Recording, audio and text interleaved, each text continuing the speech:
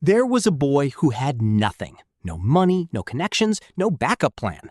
His shoes had holes in them. His stomach was empty most nights. And the one person he loved most in this world, his mother, was getting sicker every single day.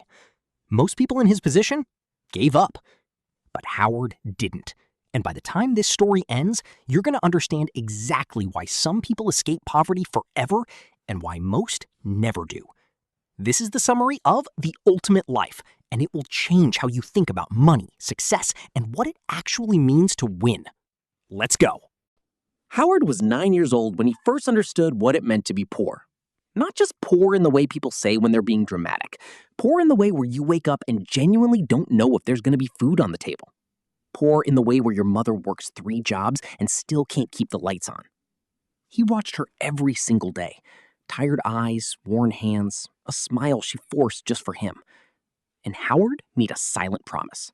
He didn't know how, he didn't know when, but he swore he was going to get her out of that life. The problem was, school wasn't an option anymore. When Howard was 12, his mother collapsed at work. The medical bills started piling up faster than anyone could keep track. And Howard, still just a child, made the hardest decision of his young life. He quit school. He started working, any job he could find, carrying bags, cleaning yards, running errands for neighbors who barely had enough themselves. People in the neighborhood looked at him and shook their heads. "That boy's going nowhere," they whispered. And here's where most stories like this one end. A kid with potential, crushed by circumstances. Another statistic. Another person who almost made it. But Howard's story was just getting started. One afternoon, while Howard was working at the edge of town, he passed a farm. Not just any farm. This place was different. It was organized, structured. Every worker seemed to know exactly what they were doing.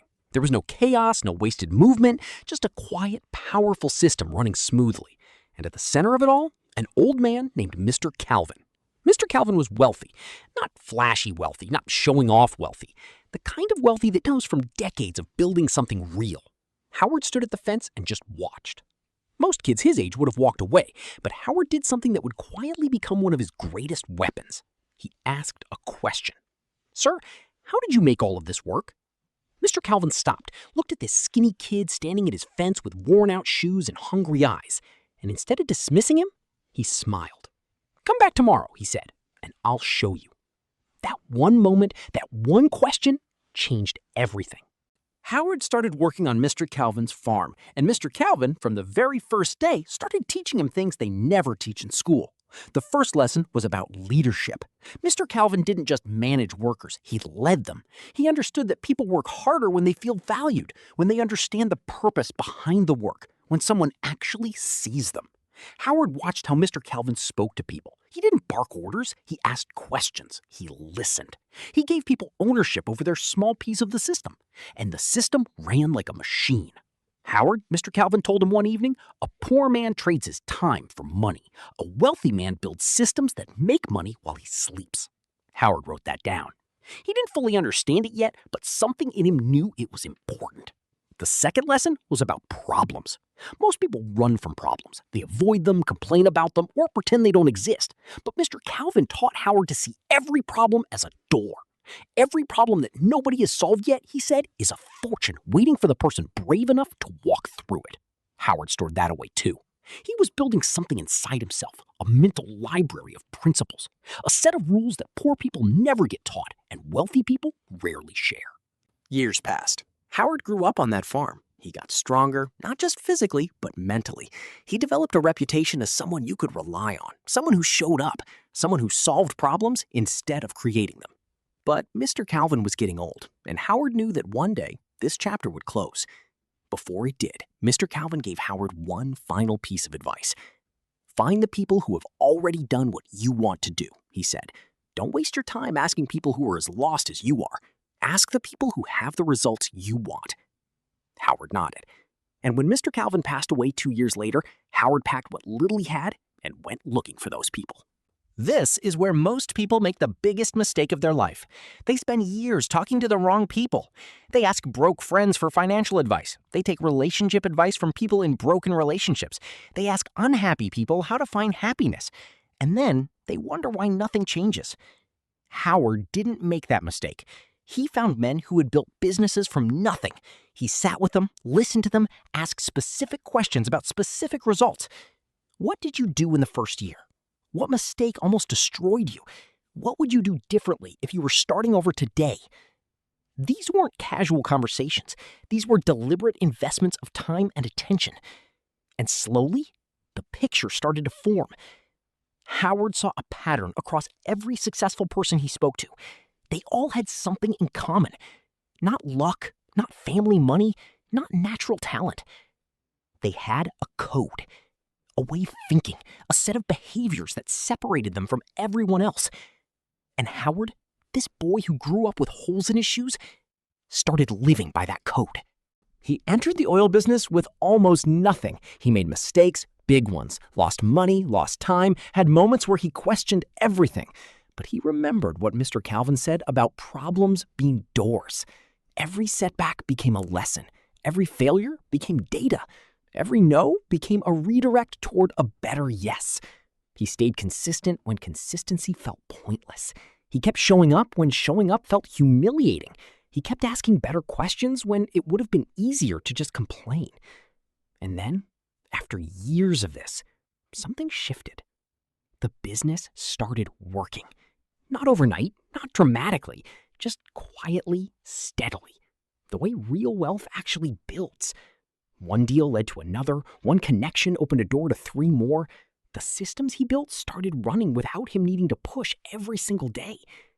Howard became a millionaire. Then he kept going. And one day, Howard became a billionaire. You'd think that's where the story ends. The poor boy made it. He won. Roll credits. But that's not what happened.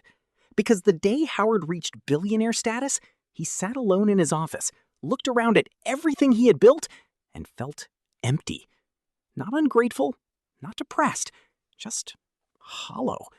He had the money. He had the houses. He had the cars and the respect and the numbers in the bank that most people can't even imagine. But something was missing, and he couldn't figure out what it was.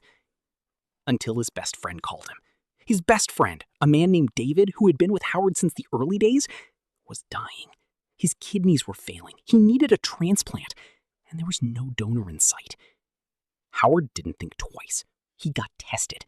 He was a match. And Howard, the billionaire, donated his own kidney to save his best friend's life.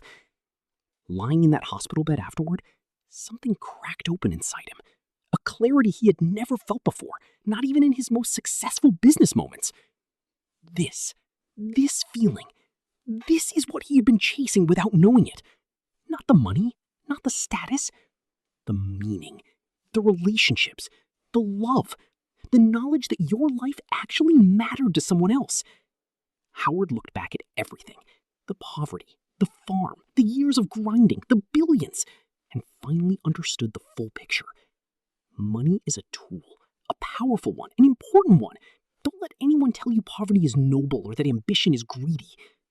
But money is not the destination. It is the vehicle. The destination is a life fully lived, a life with depth, with love, with purpose that goes beyond your bank account. That is the ultimate life. So let's talk about the code Howard lived by, because it has a name. It's called BRAVE. B, burn the pain. Every struggle you've been through is fuel. Stop letting your past be a prison. Start letting it be a rocket. The people who build the most are almost always the people who were hurt the most and decided to use it. R, rewrite your identity. You cannot build a wealthy life from a poverty-stricken identity. Before the money comes, the mindset has to shift. Start seeing yourself as the person you are becoming, not the person circumstances made you. A, ask better questions. Stop wasting your most valuable conversations on gossip, complaints, and small talk. Find the people who have what you want. Ask them specific questions. Their answers are worth more than any course, any book, any shortcut. V, validate through action. Knowledge without action is just entertainment. Confidence doesn't come from thinking about doing something. It comes from doing it. Take the step. Make the move. Let reality teach you what theory never can. E, endure delayed rewards. Everything worth having is on the other side of discomfort. Short-term sacrifice for long-term freedom. That is the trade. The people who win are the people who are willing to be uncomfortable now so they can be free later. Here's the final truth this book leaves you with. Poverty is not the most dangerous thing in the world. A poverty-stricken mindset is. You can give a person with the wrong mindset $1 million, and they will lose it. You can take everything away from a person with the right mindset, and they will rebuild. Howard started with nothing. He ended with everything. Not because he was lucky, not because the world was fair to him. It wasn't. But because he chose every single day to think differently, act differently, and refuse to let his circumstances write the ending to his story. Now the only question left is this. What are you going to choose?